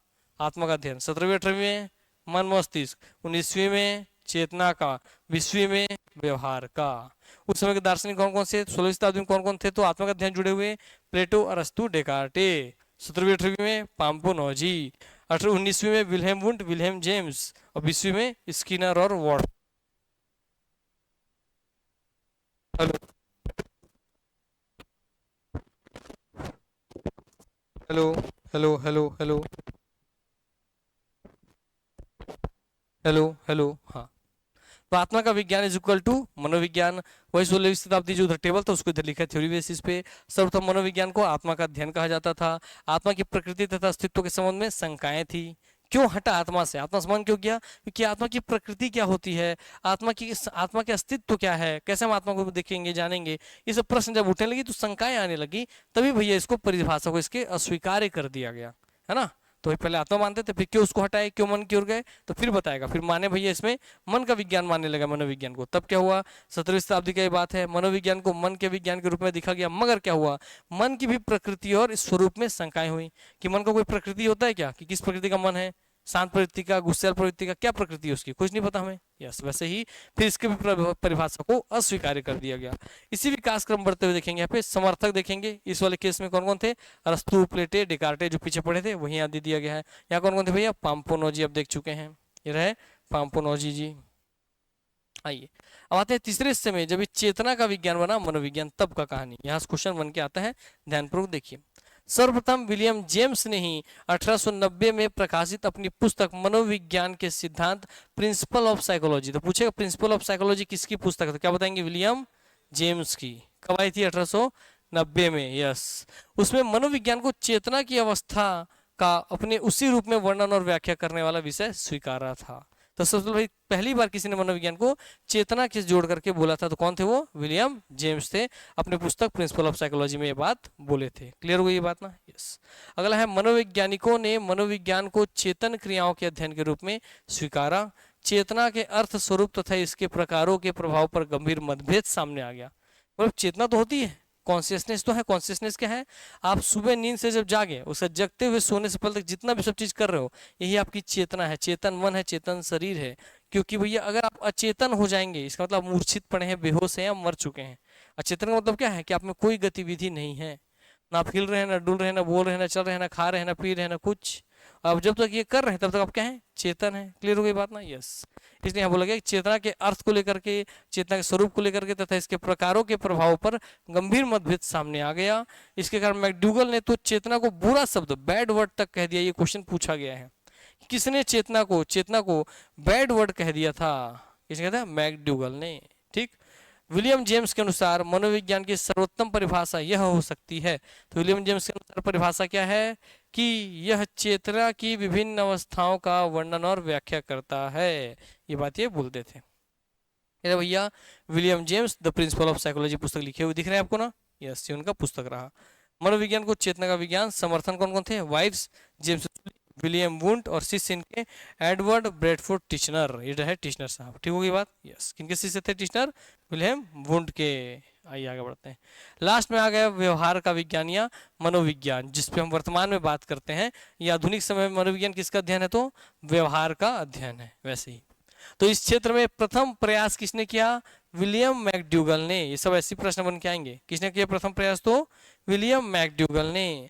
वर्ष 1905 में मनोविज्ञान के संबंध में उन्होंने लिखा, क्या लिखा उन्होंने, लिखा कि मनोविज्ञान की सबसे अच्छी और विस्तृत परिभाषा उसे सजीव प्राणियों के आचरण के सकारात्मक विज्ञान के रूप में समझने द्वारा की जा सकती है। बोले कि भैया मनोविज्ञान क्या है, तो कोई भी सजीव प्राणी का आचरण कैसा है उसके रूप में भाई मनोविज्ञान बोल सकते हो। कौन व्यक्ति कैसा आचरण करेगा, कौन व्यक्ति कैसा व्यवहार करेगा, यही आपका मनोविज्ञान है। उसके व्यवहार का अध्ययन, उसके आचरण का अध्ययन क्या है, मनोविज्ञान है। ये बात बोले भैया आपके यहाँ मैकडूगल साहब जी। आइए, और इस परिभाषा को उन्होंने अपनी पुस्तक मनोविज्ञान की रूपरेखा एन आउटलाइन ऑफ साइकोलॉजी में लिखा। तो पूछेगा एन आउटलाइन ऑफ साइकोलॉजी किसकी पुस्तक है, तो विलियम मैकडूगल की। ठीक हो गई बात ना। यस, मनोविज्ञान एक विज्ञान है जिसका उद्देश्य सभी प्रकार के किसी प्राणी के व्यवहार का नियंत्रण करने और उसे अच्छी तरह समझने में सहायता प्रदान करता है। आगे नहीं आ गया, उसके व्यवहार का अध्ययन करने, नियंत्रण करने और अच्छे से समझने में किया जाता है। 20वीं शताब्दी के प्रारंभ में मनोवैज्ञानिकों ने मनोविज्ञान इज इक्वल टू व्यवहार का विज्ञान स्वीकारा गया। ये बात ध्यान रखेंगे। क्लियर हो गई बात। यस, यहीं से क्वेश्चन आता है कि भैया बताइए फादर ऑफ बिहेवियरलिज्म, व्यवहारवाद के जनक कौन है। हाँ, व्यवहारवाद के जन्म में याद रखना हमेशा, इसमें जितने वो वाले नाम है ना, 3-4 नाम आते हैं इसमें। ठीक है, वॉटसन आ जाता है एक नाम आपका, है ना, तो वॉटसन आ जाते हैं पहले। हाँ, वुडवर्थ भी आ जाते हैं। तो इसमें वो वाले वही ऑप्शन रहता है, इनमें से जो भी वो वाला आएगा वो से व्यवहारवाद, उसी में से एक को लेकर चलना है, ऑब्जेक्टिव क्वेश्चन जरूर सॉल्व करना है इसका, ठीक है। हाँ, आइए, ये रहा इनको पुस्तक भैया, आउटलाइन, ये है McDougall ji, outline of psychology, McDougall William. Clear हो गई बात ना? यस, ध्यान रखेंगे।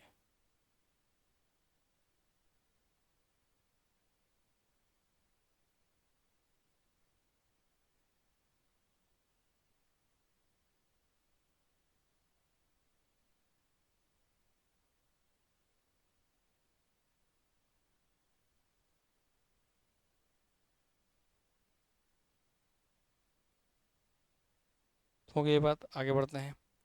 अब मनोविज्ञान व्यवहार का विज्ञान, तो इसके समर्थक कौन कौन थे? तो हम व्यवहार से इनका ही नाम याद रखना। कौन कौन दिख रहे हैं? वुडवर्थ। कौन दिख रहे हैं? वॉटसन। वो नहीं रहे तो स्किनर और पावलोव। ये सब किसके समर्थक हैं? व्यवहारवाद के। तो ये चारों के बीच में ही नाम घूमते रहेगा। मनोविज्ञान के अर्थ बारंबार हुए परिवर्तन को लेकर वुडवर्थ जी कहते हैं। वुडवर्थ जी की लाइन बहुत फेमस है। वुडवर्थ जी की लाइन पूछता है इसको, लाइन को सीधा सीधा, कि किसने ये बात कही थी? सबसे पहले मनोविज्ञान ने अपनी, सर्वप्रथम मनोविज्ञान ने अपनी आत्मा का त्याग किया, क्योंकि पहले आत्मा का विज्ञान बोलते थे।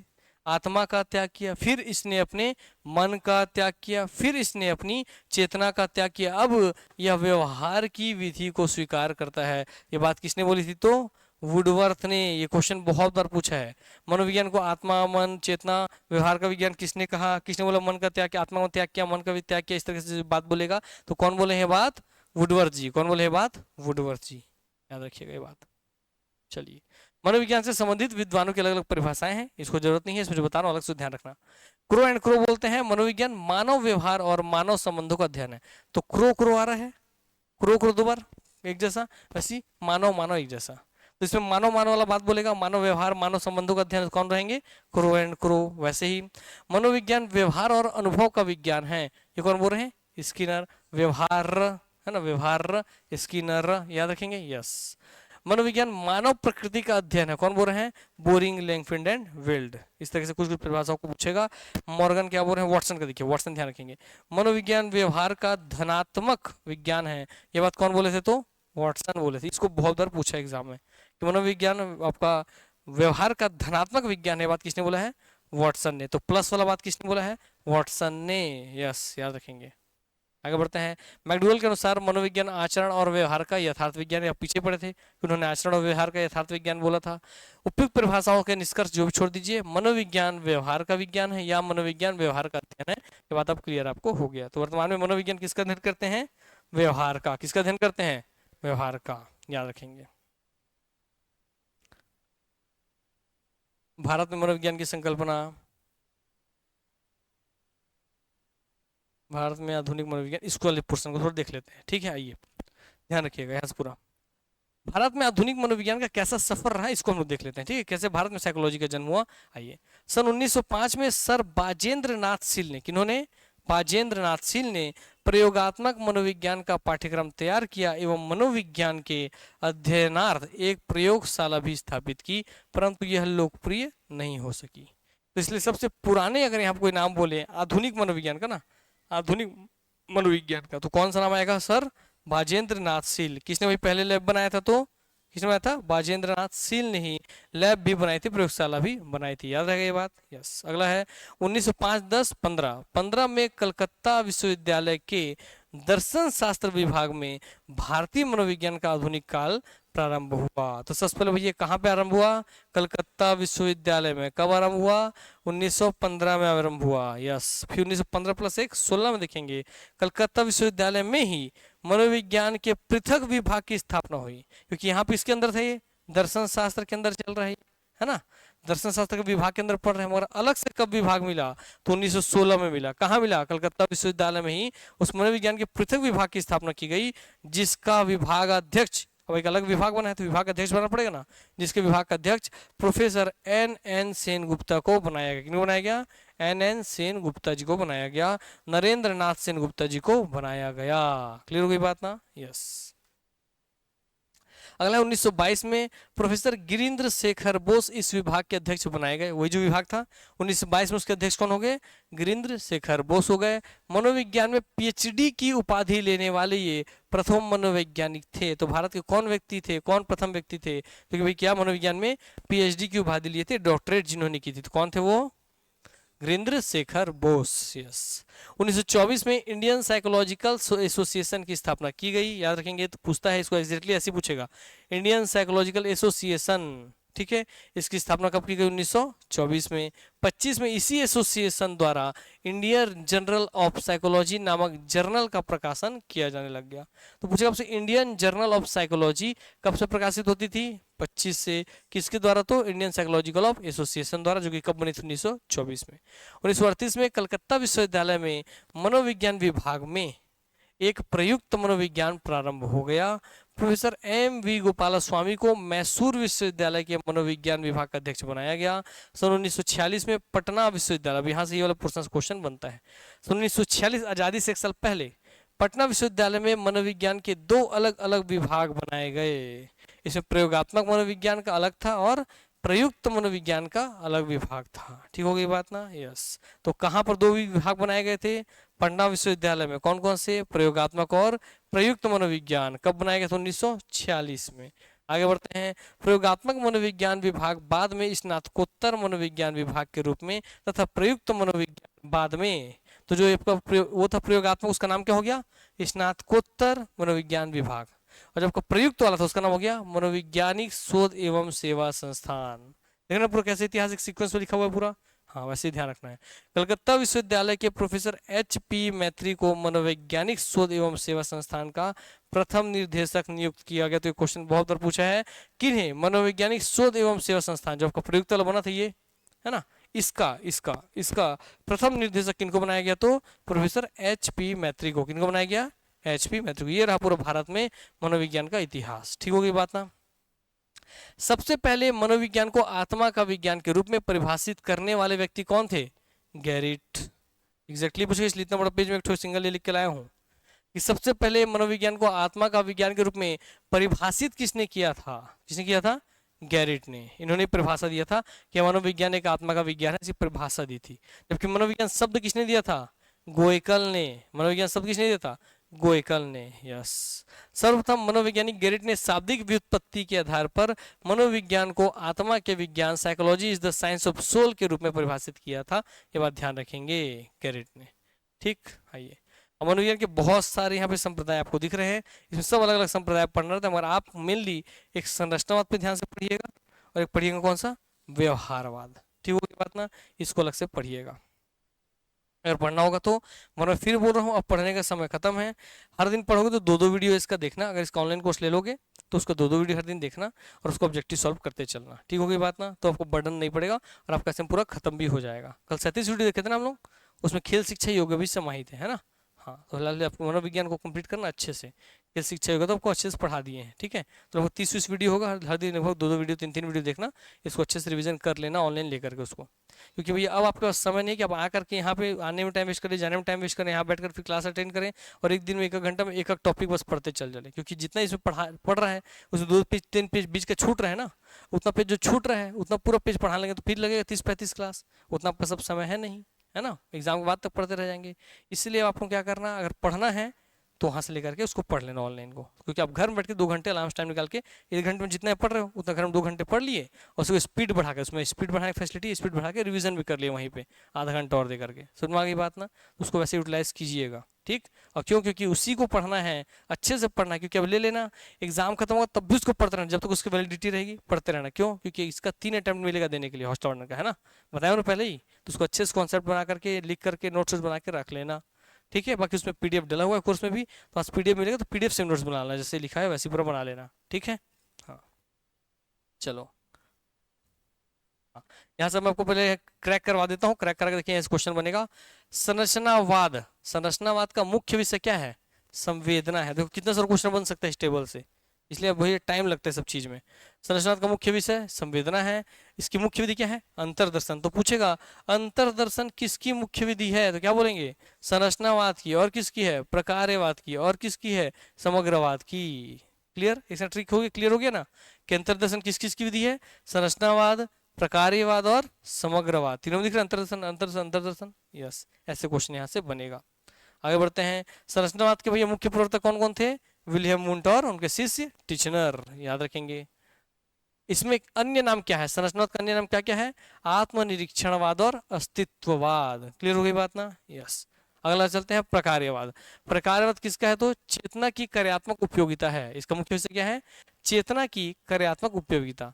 इसकी मुख्य विधि क्या क्या है, तो अंतर्दर्शन और निरीक्षण, क्या क्या है, अंतर्दर्शन और निरीक्षण। इसके मुख्य प्रवर्तक कौन है, एंजिल एंड डीवी। इसका स्थापना प्रारंभ कब हुआ, 1900 में। इसको क्या बोलते हैं और अन्य नाम क्या है इसका, कार्यवाद। तो प्रकार्यवाद में प्र हटा करके कार्यवाद बोलेगा तभी इसी के बारे में पूछ रहा है, ध्यान रखना है। अगला है व्यवहारवाद। व्यवहारवाद में व्यवहार का अध्ययन करेंगे, इसके प्रयोग या निरीक्षण, मुख्य विधि क्या है इसमें, प्रायोगिक तरीका है और निरीक्षण तरीका, किस हम प्रयोग करके देखें या हम क्या बोलते हैं उसको ऑब्जर्व करके देखें, निरीक्षण में ऑब्जर्व करके देखना है ना कि भाई कैसे कैसे बदलाव हो रहा है। पॉलो और वॉटसन इसके हैं 1912, ठीक हो गई बातें। यस, इसलिए वॉटसन से ही व्यवहारवाद का नाम आपको देखने के लिए मिलता है बार बार। समग्रवाद में प्रत्यक्षीकरण, स्मरण, अंतर्दर्शन, निरीक्षण, प्रयोग विधि का उपयोग करते हैं। वर्मीथर, कोहलर, कोफका, कूट लेविन, 1912 गेस्टाल्टवाद कहते हैं। इसको बहुत ज्यादा पूछा है कि गेस्टाल्टवाद किसके जुड़ा हुआ है, समग्रवाद से, क्लियर हो गई बात ना। कौन कौन से नाम दे देगा इसमें, कौन से गेस्टाल्टवादी विचारधारा के लोग हैं, तो ये हैं कोहका, कूट लेविन, कौन कौन, कोहलर, कोहका, कोहलर, कोफका और कूट लेविन। तो क करके याद रखना, ठीक हो गई बातें। यस, अगला है मनोविश्लेषणवाद। अचेतन मानसिक क्रिया का अध्ययन करते हैं, निरीक्षण विधि से करते हैं। फ्रॉयड, एडलर और जुंग इसके हैं 1900 समय का, ये बात है, ठीक हो गई बात। ये लास्ट वाला इंपॉर्टेंट नहीं है, इसमें समग्रवाद ध्यान रखना, प्रकार्यवाद ध्यान रखना, व्यवहारवाद ध्यान रखना और संरचनावाद, ऊपर के चार को ध्यान रखना। अब संरचना तो पूरा यहाँ दिया गया है, ठीक है, तो संरचना डील करता हूँ क्योंकि ये इंपॉर्टेंट है। आओ, संरचनावाद या स्ट्रक्चरलिज्म मनोविज्ञान का प्रथम और प्राचीनतम संप्रदाय है, ठीक हो गई बात ना। यस, तो बोलेगा मनोविज्ञान का प्रथम और प्राचीनतम संप्रदाय कौन है, तो क्या बोलेंगे, संरचनावाद, क्लियर हो गई बात ना। यस, अगला, इस संप्रदाय के प्रमुख प्रवर्तक कौन है, तो विलियम वुंट हैं। कहाँ के हैं, जर्मनी के हैं। साइंटिफिक साइकोलॉजी के जनक है, साइंटिफिक साइकोलॉजी के जनक कौन है पूछेगा तो विलियम वुंट है।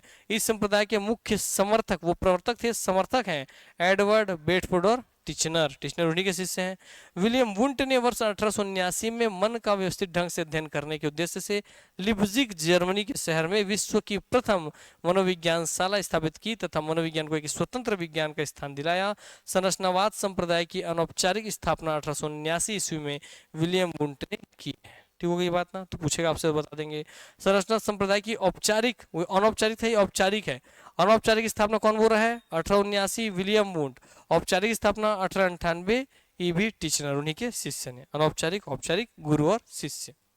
संरचना संप्रदाय में अध्ययन का मुख्य क्या रहता है प्रकरण, संवेदना है, क्या है, संवेदना। अगला है, वुंट और उसके सहयोगियों ने अंतर्दर्शन या अंतर्निरीक्षण नामक मुख्य अध्ययन विधि का प्रयोग किया। किसका प्रयोग किया भैया, तो उन्होंने संरचनावाद में अंतर्दर्शन विधि का, किसका प्रयोग किया, अंतर्दर्शन विधि का। अंतर्दर्शन या अंतर्निरीक्षण विधि का नामक मुख्य अध्ययन विधि का प्रयोग करके मन के संरचना का व्यवस्थित अध्ययन करने का प्रयास किया, जिस कारण वे संरचनावादी कहलाए, ठीक हो गई बात ना। तो क्यों संरचनावादी कहलाए, क्योंकि मन का संरचना का अध्ययन करना चाहते थे कि मन की संरचना कैसे होती है, कैसे मन काम करेगा, तो उसकी संरचना को आप समझ लीजिए बोलते थे। मस्तिष्क, चेतना, संवेदना और प्रत्यक्षीकरण के घटकों एवं संरचनाओं के प्रतिपादक यही हैं। वुंट एवं उसके अनुयायी संरचनावादी या कहे जाते हैं। इस संप्रदाय के प्रबल आलोचक कौन थे, विलियम जेम्स। तो विलियम जेम्स ने इसकी पूरी आलोचना की, इसके पूरे खिलाफ में थे, है ना, कि गलत आप लोग अध्ययन कर रहे हैं। संरचनावाद को आत्मनिरीक्षण, इंट्रोस्पेक्शनलिज्म तथा अस्तित्ववाद, एग्जिस्टेंटलिज्म के नाम से भी जाना जाता है। तो पूछेगा आपसे, आत्मनिरीक्षण के नाम से किन्हें जाना जाता है, संरचनावाद। अस्तित्ववाद के नाम से किसे जाना जाता है, संरचनावाद। टिश्नर ने चेतना तथा मन में अंतर किया तथा कहा कि मन से तात्पर्य उन सभी अनुभवों से है। अब मन को मतलब क्या बताना, देखिए चलिए, मन से तात्पर्य उन सभी अनुभवों से है जो जन्म से ही अस्तित्व में है, जबकि चेतना से तात्पर्य उन अनुभवों से है जो एक दिए हुए क्षण में है, ठीक हो गई बात ना। यस, प्रकार्यवाद, फंक्शनलिज्म आ जाएगा, इसको देखते हैं। प्रकार्यवाद की स्थापना अनौपचारिक ढंग से किसने की, विलियम जेम्स ने। तो पूछेगा, संरचनावाद के विरोध में कौन सा वाद जन्म लिया, प्रकार्यवाद। विलियम वुंट के विरोध में कौन आए भैया, विलियम जेम्स है। उनके प्रत्यक्ष विरोधी कौन थे, विलियम जोन्स थे। उन पे कटाक्ष कौन करते थे, विलियम जेम्स करते थे। यस, इन्होंने 1890 में लिखी अपनी पुस्तक मनोविज्ञान के सिद्धांत प्रिंसिपल ऑफ साइकोलॉजी, किनकी पुस्तक है? विलियम जेम्स की। प्रिंसिपल ऑफ साइकोलॉजी के माध्यम से की थी इन्होंने। इसकी संकल्पना को संरचनावाद के विरोध में संरचनावाद के विरोध में लगभग सन 1899 में प्रस्तुत किया गया था। विलियम जेम्स ने जॉन डीवी और जेम्स रोलैंड एंजिल प्रकार्यवाद का संस्थापक बताया है। क्लियर हो गई बात ना? विलियम जेम्स क्या बोल रहे हैं? विलियम जेम्स ने जॉन डीवी को और जेम्स रोलैंड एंजिल को प्रकार्यवाद का संस्थापक बताया है। तो उन्होंने प्रकार्यवाद का संस्थापक इनको बोला है, जॉन डीवी और जेम्स रोलैंड एंजिल को। अगर ये नाम ना रहे तो इनको ही मान लेते हैं प्रकार्यवाद का संस्थापक। क्लियर हो गई बात ना? विलियम जेम्स को ध्यान रखेंगे। हो गया ये भी। देखो आगे नाम आ गया। प्रकार्यवाद जुड़ा हुआ क्या क्या? इसके प्रकार्यवाद में दो था, एक शिकागो प्रकार्यवाद था इसका एक हिस्सा, और दूसरा प्रकार्यवाद का हिस्सा क्या था? कोलंबिया प्रकार्यवाद। कोलंबिया प्रकार्यवाद के समर्थक कौन कौन थे? वुडवर्थ और थार्नडाइक। मगर जबकि यहाँ शिकागो वाले कौन कौन थे? John Dewey, William James, James R Angell, Harvey A Carr और ईजी बोरिंग। क्लियर हो गई बात ना? तो पूछेगा आपसे कि प्रकार्यवाद में शिकागो प्रकार्यवाद के समर्थक कौन थे? तो जॉन डीवी नाम, विलियम जेम्स नाम याद रखेंगे। दो बड़े नाम है, जॉन डीवी और विलियम जेम्स, इतने को ही याद रखना है। ठीक, इधर बाकी दोनों नाम याद रखना। कोलंबिया वाले में वुडवर्थ और थार्नडाइक। जैसे आपका व्यवहारवाद आ जाएगा। व्यवहारवाद के जनक कौन दिख रहा है आपको यहाँ पे? वॉटसन। व्यवहार में किसका नाम दिख रहा है? वॉटसन का। तो यहाँ से वॉटसन को ध्यान रखेंगे आप। ठीक, यस। बाकी वॉटसन के व्यवहारवाद ने उद्दीपक अनुक्रिया स्टिमुलस रिस्पॉन्स को जन्म दिया। तो पूछेगा आपसे किसके व्यवहारवाद ने उद्दीपक अनुक्रिया या स्टिमुलस रिस्पॉन्स को जन्म दिया? तो किसने दिया है? वॉटसन के व्यवहारवाद ने। चलिए समग्रवाद को देख लेते हैं। समग्रवाद को और किस नाम से जानते हैं? तो गेस्टाल्टवाद। क्या बोलते हैं? गेस्टाल्टवाद। क्या बोलते हैं? गेस्टाल्टवाद। ठीक हो गई बातें? यस। इस संप्रदाय को गेस्टाल्टवाद भी कहा जाता है। इस संप्रदाय की स्थापना किसने की थी? मैक्स वर्थिमर ने। किसने की थी? मैक्स वर्थिमर ने की थी और 1912 में किया था। कोहलर और कोफ्का इसके संस्थापक थे। ठीक हो गई बातें? यस। तो मैक्स वर्थिमर, कोहलर और कोफ्का, तीन नाम ध्यान रखना है। गेस्टाल्टवादी मनोवैज्ञानिकों ने मैक्स वर्थिमर, कोहलर, कोफ्का, कूर्ट लेविन मुख्य रूप से जाने जाते हैं। किसी वस्तु या परिस्थिति को उसमें सम्मिलित तत्वों के समूह के रूप में न देखकर उसको एक समग्र रूप में परिपूर्णता में देखना ही मुख्य गेस्टाल्टवाद है। अब गेस्टाल्टवाद क्या बोलते थे? नाम इसके समग्रवाद। ये बोलते थे किसी व्यक्ति का आप केवल एक हिस्सा मत दिखिए। जिसको व्यक्ति गुस्सा होता है, खुश होता है, दुखी होता है, नाचता है, गाता है ना, हर चीज करता है समय समय के अनुसार, कंडीशन के अनुसार, स्थिति के अनुसार, परिस्थिति के अनुसार।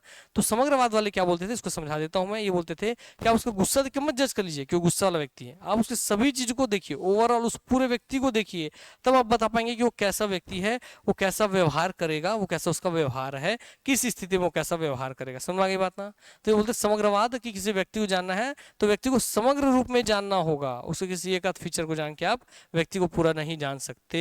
क्लियर हो गई बात ना? इसलिए इनको समग्रवाद बोलते हैं। ये बोलते थे व्यक्ति के समग्र डायमेंशंस को आपको जानना पड़ेगा। अगला आ गया मनोविश्लेषणवाद, साइको एनालिसिस। नाम ही इसको है, आदमी के साइकोलॉजिकल स्टेटस का एनालिसिस इसमें करना है। विनिज चिकित्सक सिगमंड फ्रायड को मनोविश्लेषणवाद का जनक माना जाता है। तो मनोविश्लेषणवाद का जनक किनको मानते हैं? Sigmund Freud. किनको मानते हैं?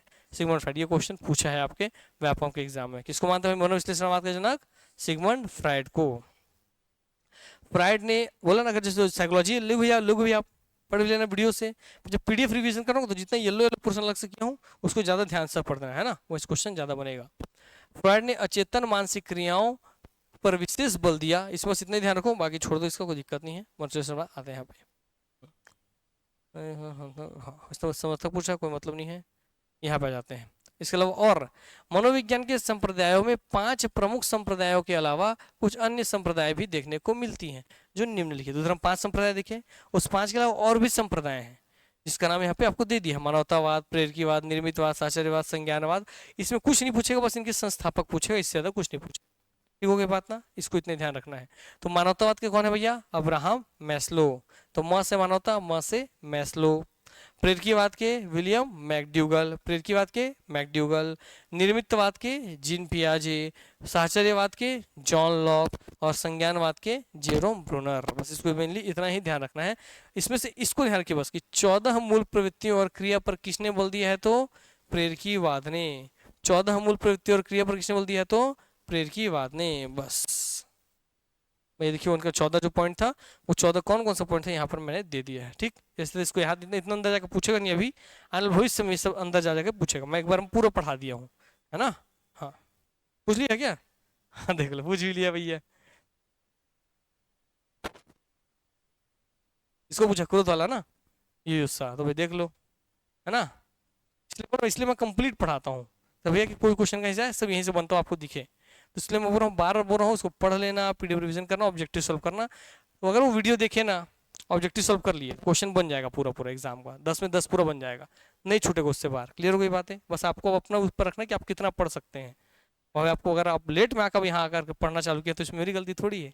मैं तो ऑफलाइन बैच पूरा पढ़ा के निपटा दिया है ना, आज से 1.5 महीने पहले पढ़ा खत्म कर दिए हम लोग। तो 1.5 महीने पहले मतलब उसको 2.5 महीने पहले वो पढ़ के खत्म कर लिए, सोचिए जितने एडवांस बच्चे थे, है ना। इसलिए हमेशा जब भी तैयारी करें किसी एग्जाम का, तो शुरुआत में भैया उसके जैसी नोटिफिकेशन की बात हो रही है तभी सब तैयारी करना चालू कर दीजिए, क्योंकि जब वैकेंसी आज नहीं तो कल आने वाली है। नोटिफिकेशन आ गया था तो भैया आज नहीं तो कल आना ही था उसका वैकेंसी, तो आपको तैयारी करना था शुरू से। ठीक है, आइए, तो अगली बार पीछे नहीं होना है ना, हमेशा आगे होकर के फर्स्ट अटेम्प्ट में सब चीज पढ़ लेना है। तो इसको देख लीजिएगा, भय का पलायन, क्रोध का युद्ध, उत्साह, इस तरीके से कौन से संवेग का कौन सी मूल प्रवृत्ति होती है, ऐसे क्वेश्चन पूछता है इससे। ठीक है, चलिए अगला है शिक्षा मनोविज्ञान। अब हम लोग शिक्षा अलग पढ़ लिए, मनोविज्ञान अलग पढ़ लिए, तब आता है शिक्षा मनोविज्ञान। तो मैंने बोला था कि 10 टॉपिक, देखिए 10 नहीं, एक ही टॉपिक जो था शिक्षा मनोविज्ञान से 3 टॉपिक हो गए, शिक्षा अलग, मनोविज्ञान अलग, फिर शिक्षा मनोविज्ञान एक साथ। तो नया बात ना, ऐसी पूरा चीज है इसमें, इसलिए आपको इस तरीके से पढ़ते चलिएगा। ठीक, तो इसमें आप काम करेंगे, कल से आप लोग क्या करोगे, मेन टारगेट आपको ऑब्जेक्टिव सॉल्व करना है, एमसीक्यू सॉल्व करना। मेरा पर्सनल सलाह अगर आप मेरे से मांगेंगे तो मैं आपको पर्सनल सलाह यही दूंगा, अब जो समय है इसमें आप मेरा चाइल्ड साइकोलॉजी ले लीजिए, अगर आपका वीक है तो शब्द सुनिएगा, अब वीक होगा ही, सिंपल सी बात है, क्योंकि भाई नया सब्जेक्ट जुड़ा है। चाइल्ड साइकोलॉजी आप मेरा ले लीजिए, ठीक है, इसको पढ़िए। कंप्यूटर आप एक मेरा ले लीजिए, क्योंकि व्यापम के सारे एग्जाम में कंप्यूटर पूछता है। और कंप्यूटर एक बात और बता दे रहा हूँ, कंप्यूटर पढ़े आपके बीच में शिवा जी पढ़े हैं, शिवा कैसा कंप्यूटर क्लास आप ही बता दो भैया। हाँ, अच्छा है ना, कुछ नया सीखने मिलता है उसमें ना, बहुत ज़्यादा। तो इसका मतलब आप जब भी पढ़ेंगे उसको, तो आपको व्यापम में जब भी आप एग्जाम देने जाएंगे तो आप बाकियों से बहुत अलग हो गए रहेंगे, ये लिखित रूप में आप देख सकते हैं। आप ज्वाइन कीजिए, पढ़िए, क्योंकि व्यापम का हर एग्जाम में कंप्यूटर फिक्स हिस्सा है, पूछेगा ही। तो कंप्यूटर एक बार थ्योरी अच्छे से पढ़ के स्ट्रॉन्ग कर लो, बेस एक बार थ्योरी अच्छे से पढ़े, बेस स्ट्रॉन्ग हो गया, कॉन्सेप्ट क्लियर हो गया, फिर से एमसीक्यू पढ़ के एग्जाम में जाना। 5,000 6,000 10,000 एमसीक्यू सब करके आप बैठो, व्यापम एमपीपीएससी का, यूपीपीएससी का, सीजीपीएससी का, एमपीपीएससी का, झारखंड पीएससी का, वहीं से क्वेश्चन बनेगा। सुनना की बात ना, उसमें जो होमवर्क दिया हूँ वो जरूर करना, वहीं से क्वेश्चन बन के निकलेगा। इसलिए कंप्यूटर आप पढ़िएगा, क्योंकि हर एग्जाम में काम आने वाला है। चाइल्ड साइकोलॉजी पढ़ लेना, क्योंकि आने वाला जब भी हॉस्टल रन होगा सब जगह काम आएगा। अब इसके अलावा ये 2 क्लास पढ़ना, क्लास में आपको ये 2 रिकमेंड करूंगा मैं पढ़ने के लिए, ताकि हर दिन 2-2 क्लास करके खत्म कर सकें। अब ऑब्जेक्टिव एमसीक्यू वाले में अगर हम चलें, तो इसमें भाई आपको केवल पीडीएफ प्रोग्राम लेना है, और क्या लेना है आपका, हॉस्टल रन टेस्ट। ठीक है, और फिर जैसे शिवाजी को बहुत दिक्कत हो रही थी, और इसलिए आप लोगों को बता दे रहा हूँ, अभी प्राइस इसको ड्रॉप करवाया है मैंने, केवल शिवाजी के कहने पे, है ना शिवा भाई। तो आप लोगों को ड्रॉप हुआ है, अभी ज्वाइन कर लो, फिर कल को बढ़ेगा तो मत बोला कि प्राइस बढ़ गया। क्लियर हो गई बात है। अभी मैंने जब मेरे को लगा कि हाँ इस समय लास्ट टाइम है, पढ़ने के लिए बहुत लोगों को चाहिए, तो प्राइस ड्रॉप करवा दिए हैं। जुड़ो और पढ़ के कॉन्सेप्ट क्लियर कर लो इस बीच में, और ज्वाइन कर लोगे। इसका वैलिडिटी वही रहेगा, 6-6 महीने का रहेगा, मान लो 6 महीने का कंप्यूटर का रहता है, तो 6 महीने पढ़ने के लिए मिलेगा उस प्राइस में। इसलिए ले लो और पढ़ते रहना, भी कॉन्सेप्ट क्लियर कर लेना, बेस अधिकार बना लेना। ठीक हो गई बात। तो ये 4 चीज़ रिकमेंड करूंगा, 2 ऑब्जेक्टिव और 2 थ्योरी। तो इस 4 चीज़ को आप पढ़ो 15 दिन में, और ऑब्जेक्टिव आधार पर सबको रिवीजन करते चलना, तभी एग्जाम निकलेगा, नहीं तो पीछे छूट जाओगे। ठीक है, अभी पर्याप्त समय है, लेट नहीं हुआ है, मगर अब इस समय का अगर आप सही सदुपयोग करोगे तब तो लक्ष्य हासिल होगा, वरना लक्ष्य हाथ से निकल जाएगा। इस समय का सही सदुपयोग करना, अगर लोगे तो कैसे पढ़ना है, इसका 2 क्लास हर दिन देखना, इसका 2 क्लास हर दिन देखना। कभी समय अगर आसान है तो 2 से 3 देख लेना, 2 से 3 भी देख लेना, कोई दिक्कत नहीं है। इसको भैया हर दिन आप लोग पढ़ते चलना, जब तक आपको मन लगे ऑब्जेक्टिव पढ़ने, सोने से पहले पढ़ते हुए चल जाना। ठीक होगी बात ना, ये ध्यान रखते चलना। बाकी जितना पोर्शन था सबका एमसीक्यू अब पढ़ना चालू कर दो, थ्योरी पढ़ने का समय नहीं रह गया। थ्योरी पढ़ना है तो इनका बस पढ़ो, क्योंकि थ्योरी यहाँ से पढ़ोगे तो 30 नंबर का यहाँ theory computer ready, 10 number child psychology, तो ऐसे भी आपका 40 नंबर का थ्योरी रेडी हो रहा है। तो नहीं आ रहा है बात ना, तो ऐसे भी बहुत बड़ा पोर्शन है। ठीक, इसलिए इसको ध्यान रखना। मैथ्स में जियोमेट्री मेंसुरेशन को स्ट्रॉन्ग कर लीजिए, और अगर जियोमेट्री मेंसुरेशन एकदम ही वीक है तो फिर पूरा छोड़ ही दीजिए, बाकी 12-13 प्रश्न जहाँ से आएंगे उस पोर्शन को स्ट्रॉन्ग कीजिए। क्लियर हो गई बात ना, हाँ ये बात ध्यान रखना। और अगली बार जब एग्जाम बैठोगे तो जियोमेट्री स्ट्रॉन्ग कर लेना, क्योंकि व्यापम के एग्जाम में जो जियोमेट्री क्वेश्चन नहीं बना पाएगा वो व्यापम के एग्जाम नहीं निकल पाएगा। ठीक, तो अभी अगर स्ट्रॉन्ग है तो उसको बढ़िया से रिविजन कर लो, और नहीं है तो उसको छोड़ के बाकी पोर्शन को स्ट्रॉन्ग कर लो, इस वाले एग्जाम के लिए, मगर आगे जाके जियोमेट्री स्ट्रॉन्ग कर ही लेना। ठीक। ठीक है बात। चलिए तो मिलेंगे नेक्स्ट क्लास में। इसका पीडीएफ होगा तो देखते हैं, डलवा देंगे आप लोग पार्ट बाई पार्ट, कोई दिक्कत की बात नहीं है। पीडीएफ हम लोग पढ़िए, इसको यूटिलाइज कीजिए, वरना आप ज्वाइन करेंगे क्लासेस तो वहाँ भी पीडीएफ कंप्लीट डला हुआ, कंप्लीट पूरा 5 चैप्टर का पीडीएफ एक साथ डला है वहाँ पे, तो आपको पूरा पीडीएफ मिलेगा, उसको पढ़ना। बाद में एग्जाम का भी टाइम रहेगा, उसमें पढ़ के घर में नोट्स भी प्रॉपर बना के रख लेने एक बार के लिए, कि अब हॉस्टल जब भी आएगा ये बुक उठा के पढ़ना है। वो एक ही बुक लेना, मोटा सा बाइंडिंग वाला, आधे में कंप्यूटर बनाना, पीछे से सामने से बना देना चाइल्ड साइकोलॉजी, उसी बुक को उठा के पढ़ना। हमेशा आपके 100 में से 40 नंबर का काम खत्म। क्लियर हो गई बात ना? यस। वैसे मैथ्स का लेना 25 नंबर का, तो 40 और 25 क्या हो जाएगा भाई आपके लिए 65 नंबर का काम खत्म। 5 नंबर करंट अफेयर हर बार अलग पढ़ना है, 70 हो गया। फिर भाई खेल शिक्षा योगा कब बना लें, जैसे पढ़ाया हूँ आपको योगा वाला दोनों पीडीएफ, उससे आप सेलेक्ट करके अपने हिसाब से बना लेना नोट्स में, कुछ उसमें लिखवा दिया हूँ, कुछ उसमें से निकाल करके लिख लेना, आपका काम खत्म। इस तरह से आप देखेंगे 70-80 नंबर का आपका तैयारी पूरा होकर के कंप्लीट रहेगा। ठीक, तो एग्जाम में इस स्थिति में बैठना है। फिर बोलूँगा हॉस्टल में आपको 3 अटेम्प्ट मिलने वाला है, ये पहला अटेम्प्ट ही है, तो इसको अंतिम नहीं समझना है। इसका 2 अटेम्प्ट है, तो इसमें अगर कुछ गड़बड़ होती है तो उसके लिए जी जान लगा देना, मगर अभी से लगाना। ये मत सोचिएगा नोटिफिकेशन आया तब पढ़ूंगा, आप अभी से केवल हॉस्टल टारगेट करके पढ़ना।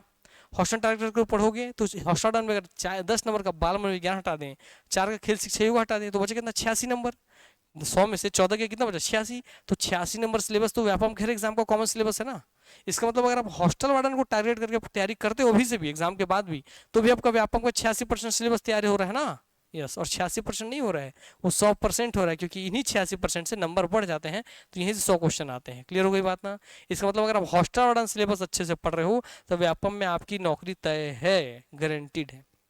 इसमें जरूरी बात, मैथ्स जब भी आपको व्यापम के लिए सॉल्व करना है तो मैथ्स में व्यापम के प्रीवियस ईयर क्वेश्चन सॉल्व किया करो। सुनना की बात ना, उससे समझा करो कि व्यापम किस टाइप के प्रश्न पूछता है। कभी भी या दूसरी मोटी पुस्तक आर.एस. अग्रवाल, कोई और पुस्तक एस.टी. यादव, ये सब पुस्तक लेके उसमें से मैथ्स मत बनाने बैठना। आपको कोचिंग कोई पढ़ाया मैथ्स, उससे लेकर मत बनाने बैठना।